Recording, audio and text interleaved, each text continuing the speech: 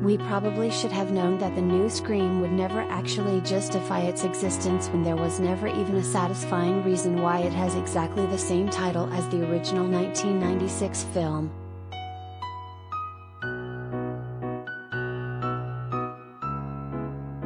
It wouldn't be Scream if it didn't explore itself fully, director Tyler Gillett told Empire last year.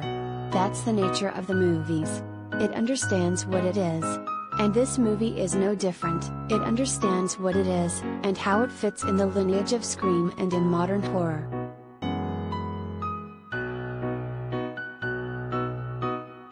But actually, Scream version 2.0 understands neither what it is nor its place in the franchise or the genre at large.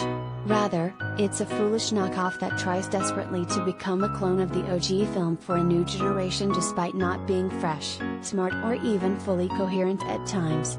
Though, again, it's called Scream, it borders more on shrill.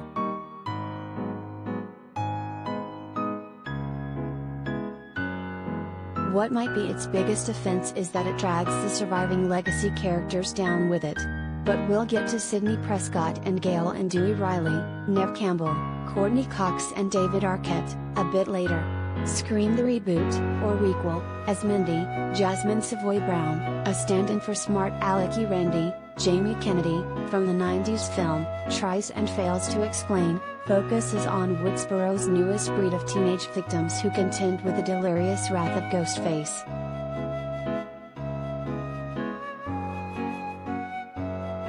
There's Tara, Jenna Ortega, who, similar to Drew Barrymore's Casey in the original movie, kicks off the story with a thrilling prank call scene and becomes instant prey. Enter her estranged sister Sam, Melissa Barrera, who despite their distant relationship swoops back into town ready to set it ablaze after hearing what happens to her sister. Sam brings along her boyfriend, Richie, Jack Quaid, who has the same obvious suspect vibes as the good film's Billy, Skeet Ulrich, but without any actual layers to him.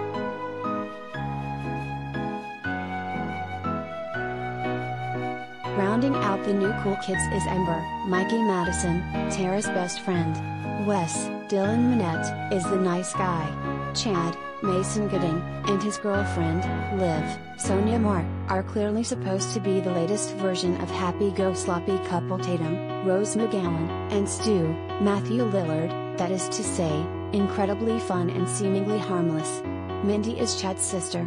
Oh, and many of these new folks, as we're told quite ominously though this is not as important as it is presented, are somehow related to characters in the original.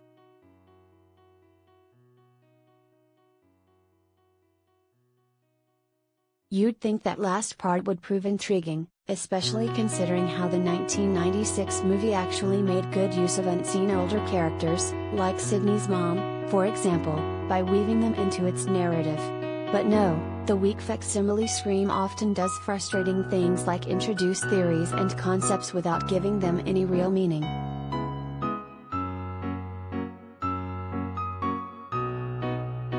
For instance, phrases like toxic fandom, elevated horror and Gen Z are occasionally thrown out of the characters' mouths and up into the air only to land flat on the ground like little dead whales. These are all interesting things that could certainly be expounded on in the story, just as seamlessly as the original model did, but instead they come off as nothing more than hashtags with no context.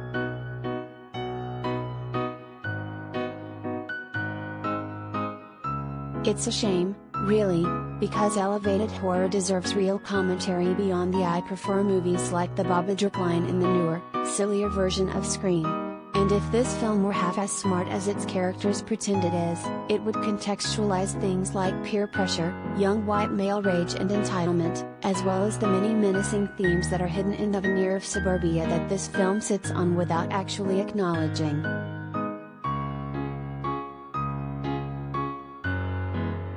The trouble is, this Dumb and Dumberer version of Scream seems to think the franchise wasn't about any of that, but rather a dark, one-dimensional satire about silly teens who watch too many horror movies and mess around with real weapons. At the risk of sounding like Miranda Priestly, Meryl Streep, when she harangues the clueless Andy Sachs, Anne Hathaway, in The Devil Wears Prada for wearing what she thinks is an unpretentious blue sweater. Everything is elevated. You just have to be paying attention.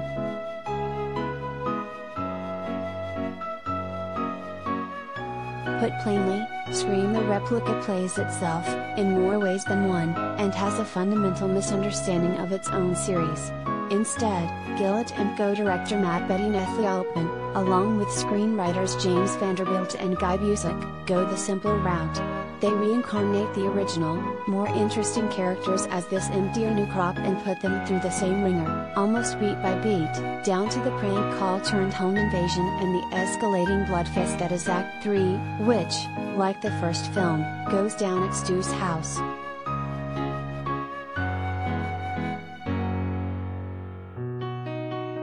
It's funny, this Scream is as frivolous as Stab, the franchise's consistent film within a film that dramatizes the events of the first movie, looks. Actually, Stab is probably a more interesting watch because it understands that the characters it portrays are real people, while this film treats them like little more than avatars.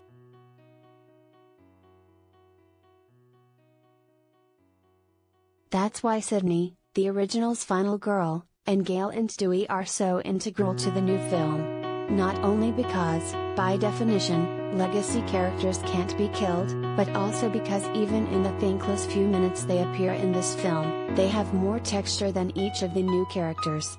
You actually root for them. After a certain point, you begin to not even care about the clunky storyline between the sisters in the new film.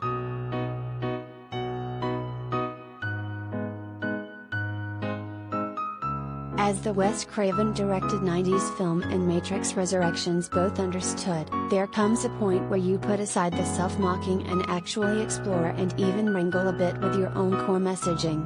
This Scream imitation just doesn't get it.